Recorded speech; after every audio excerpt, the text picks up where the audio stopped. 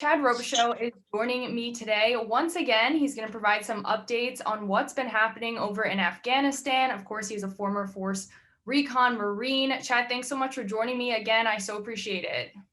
No, thanks for having me back on. Of course. Now, it's been just a little over a week since you last joined me. So much has happened in Afghanistan, but I first want to start with some updates that you could provide about what you've been up to.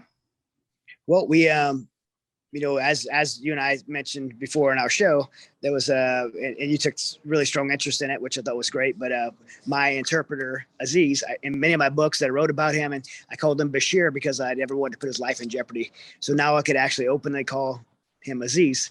And the reason I can is, because I was so focused on going and get this guy. We applied for his SIV visa, special immigrant visa, back in 2015. It's a very broken system. The State Department has done a terrible job with all these of our allies' immigration process. And as I predicted and seen the outcome of the pullout and the way I could see this administration would pull out, I knew that it was going to fall apart faster than anybody could handle, and that I needed to get my friend out and his family.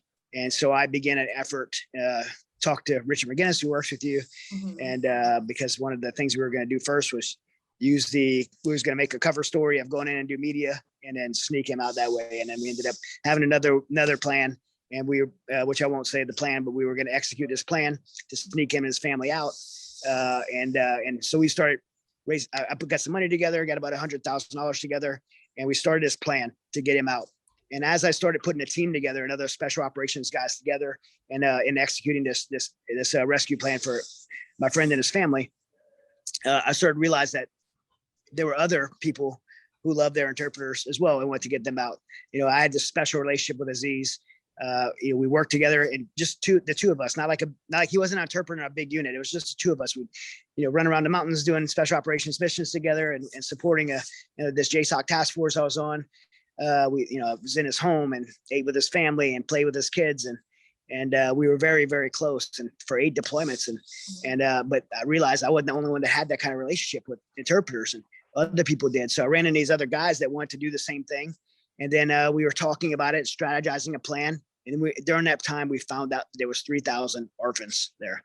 And they said, hey, look, we love our interpreters, but we have the ability to do this. Let's get these kids, let's get these women out. And so we worked a relationship with a foreign government and their military to allow us to work with them and to build a plan to be able to clandestinely go in and get certain groups of people, move them onto the HKIA airport, which is the airport in Kabul, and then utilize charter planes and some of the military aircrafts from the country I'm in right now. An amazing country. I wish I could tell you who they are because I'm so thankful for them and the amazing work they've done. And we worked with them, and we used their military aircraft and their brave pilots to fly in. And we've been day and night for the last 10 days doing this. About the last 6 or 7 days, we've been going in and doing these rescues. And we started with one guy, Aziz, and his family, and we got them out. In fact, we had to stop him from wanting to save people on his way out because he wanting to save everyone. We got him and his family out. So happy that we got him out.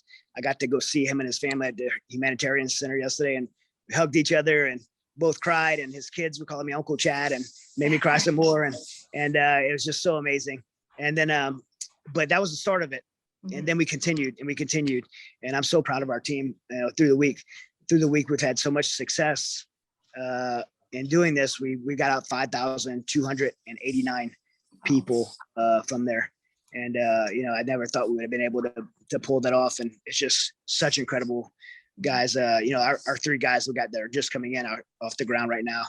We're going outside the wire and grabbing people all week, and just, so courageous, going and help people that they don't even, just total strangers from another culture, and just go and rescue people because it's the right thing to do. And it's, these are humans and they deserve a chance. And we had the ability to give them that chance. So I was just so proud of our team this week, and they just worked so hard. And then, like I said, I got to go to a humanitarian center, and all week we've been talking numbers like, hey, there's a group of 30 over here. There's, 100 Christians here. there's 30 Americans here. There's, like 400 orphans. Everything's been like numbers. We're trying to build where we're going to have the most bang for our buck as we take the risk to go out and grab people. And then we walked in a humanitarian center yesterday, and those numbers turned into people. And we seen little girls with a baby doll in her hand, and that she got in the humanitarian center, and little boys like playing with soccer in the yard, and they're laughing and playing already. They're just going in a war zone, watching people get killed right in front of them.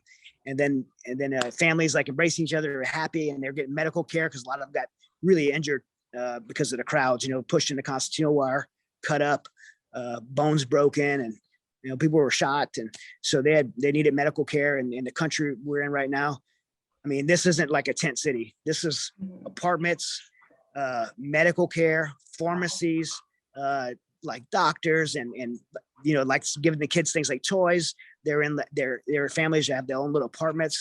It's a really nice humanitarian center, and to see these people, and you see the joy and the happiness and the relief, but then you also see this other side. I've seen a boy just sitting there, just staring, and he looked scared, and went over and spoke with him. I used to speak Dari. It's not so great anymore, so I had to use Aziz as my interpreter again. And he's 13 years old. This boy was 13 years old, and he was him and his family were trying to make their way through this terrible crowd. And as they were making their way through, the Taliban started shooting people, and everybody rushed. And he got ahead of his family, and his dad told him keep going, and we're gonna meet you inside the airport.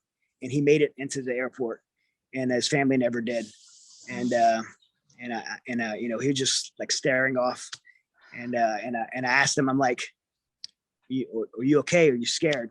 And was like a tough little boy. And he gave a little, like he was like tough. He's like, nah, I'm fine. And I'm like, it's okay to be sad right now.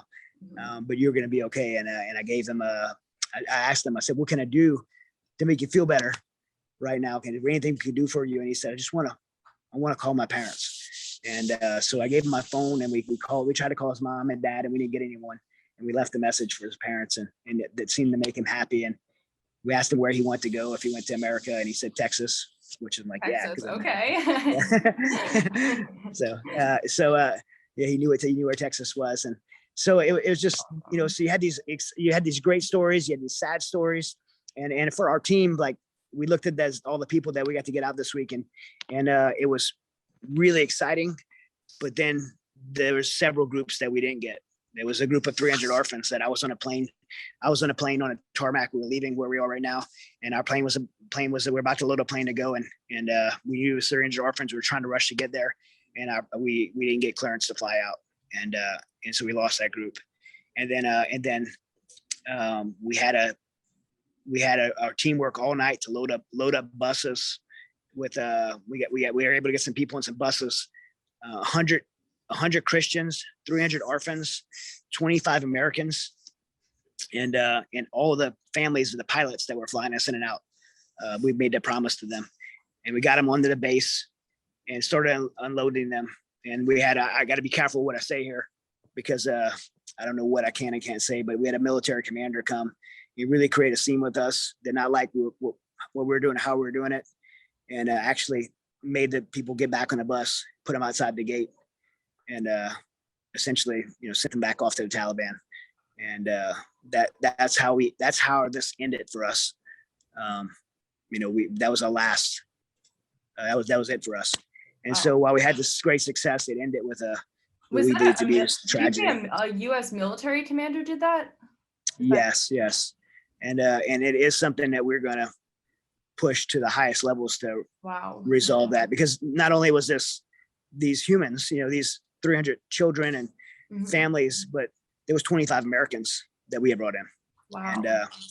And this is not the only incident that has happened, because while the military wasn't able to go out and get people in a conventional way, there's some things I probably can't say that was unconventionally done for some higher level people that we were rescuing. But there were lots of NGOs and people like myself and our team out there doing these efforts. And when we bring them in, it creates the military's busy. It creates a problem. Now they have to process them. And so there's a lot of irritation and frustration. And so if you're dealing with the kind of things they were dealing with, and you have people like us going out and grab people and bring them in, they don't have the same heart and compassion, and I feel the same way. And what we believe is, American military has, especially when it comes to American civilians, has an obligation to protect them. And and it's very frustrating for us to watch the news and see the White House just blatantly lying about the situation on the ground. And I can tell you, this isn't a partisan thing. This isn't a shot at, this isn't Trump versus Biden anymore. This is our commander in chief played this wrong from the beginning, lied to the American people by saying we're in a 20-year war and we have to end this 20-year war. We're not in a 20-year war. The war ended a long time ago.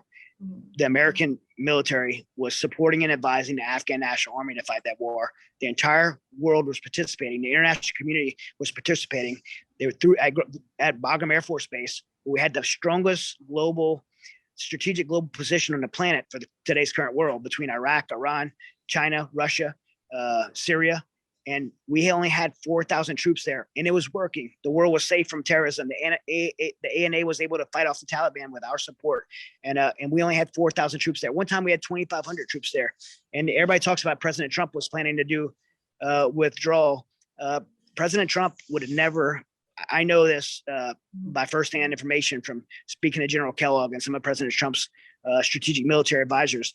We would have never given up Bagram Air Base. We might have not been there in the conventional role, but we never gave up Bagram Air Base. It's the strategic location on the planet.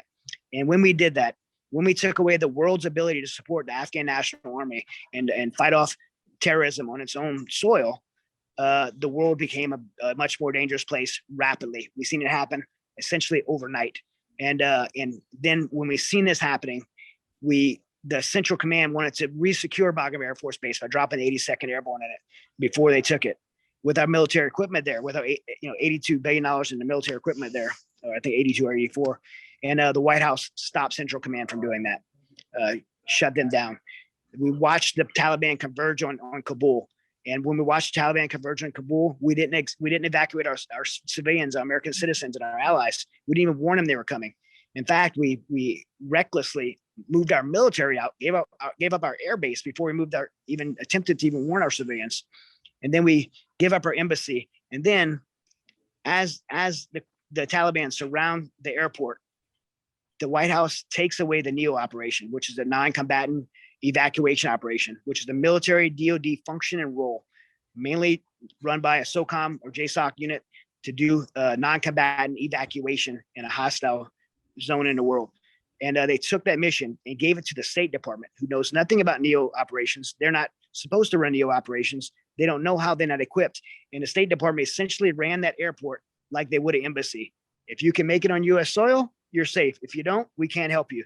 And the military essentially was a resource of the State Department. So everything the military did, including that commander, sending that bus away, it comes from the direction of the State Department, who's being governed by the White House. And we've seen the catastrophe that scenario created, not only to the Afghans, not only to our American citizens who couldn't get on, but we've seen the loss of 13 U.S. service members yesterday because they're sitting there on a line without being able to fight back.